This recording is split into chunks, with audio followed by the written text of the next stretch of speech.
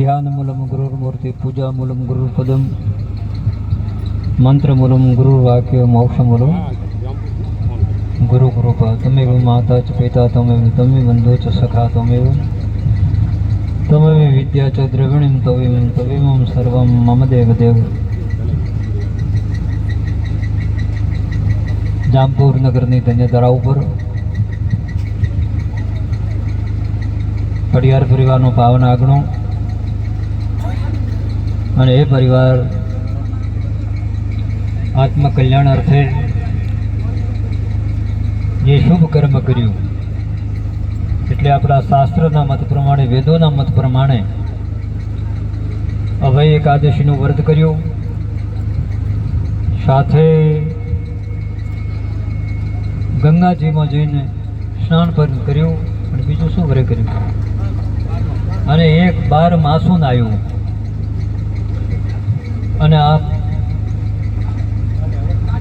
અને કાલે યજ્ઞ નારાયણ ભગવાનનું પણ આવાહન થયું અને આ પ્રસંગના ઉજવણા નિમિત્તે રાત્રિ જાગરણ અત્યારે પ્રાત મંગલ વેળાએ પૂજ્ય સંતોનું આગમન, દરેક સજ્જનો, ભગવતી સ્વરૂપ માતાઓ, બહેનો અને બાળકો, તો આપણે તો પરમપિતા પરમેશ્વર સર્વેશ્વર ભગવાનને વંદના કરીએ, દેવોના દેવ ગુરુદેવના ચરણોમાં વંદન કરીએ,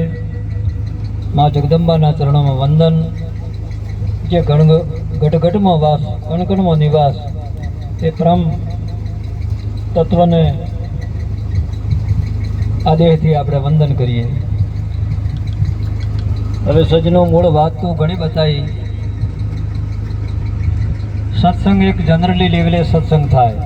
બાકી સમાધાન માટે તો પ્રશ્ન કરવો પડે। ધર્મ સભા છે એક જાહેર વાત થાય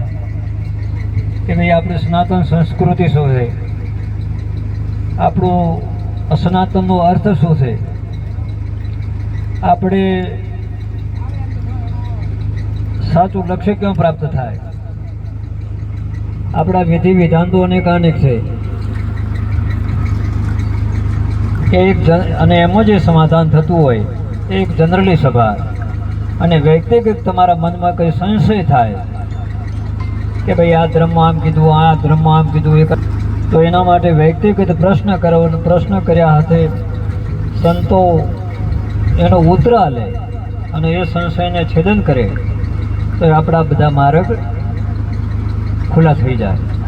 પણ આપણે જનરલી વાત કરીએ, પણ આમાં એક જ વાત ભગવાન પ્રત્યે કે મા ભગવતી પ્રત્યે કે તમે આત્મકલ્યાણ માટે જે કંઈ શુભાશુભ કર્મ કરો એનો મૂળ પાયો એ છે કે અડગ શ્રદ્ધા હોવી જોઈએ। શ્રદ્ધા વિના કોઈ કાર્ય સિદ્ધ થતું નથી અને શ્રદ્ધા એવી અડગ હોવી જોઈએ, શ્રદ્ધા મજબૂત હોવી જોઈએ અને એક શ્રદ્ધાની સાથે સંશય નષ્ટ થવા જોઈએ।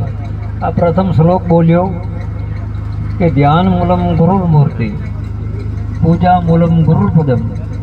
મંત્ર મૂલમ ગુરુર્વાક્ય મોક્ષ મૂલમ ગુરુકૃપા। હવે આ શ્લોકનો અર્થ શું? બીજા કોઈ વાર એ બોલ્યા કે ગુરુર બ્રહ્મા ગુરુર વિષ્ણુ ગુરુદેવો મહેશ્વરમ ગુરુ સાક્ષાત પરબ્રહ્મ તસ્મૈ શ્રી ગુરુએ નમઃ। તો આનો અર્થ શું? શ્લોક તો આપ લગભગ ખૂબ બોલતા હશો,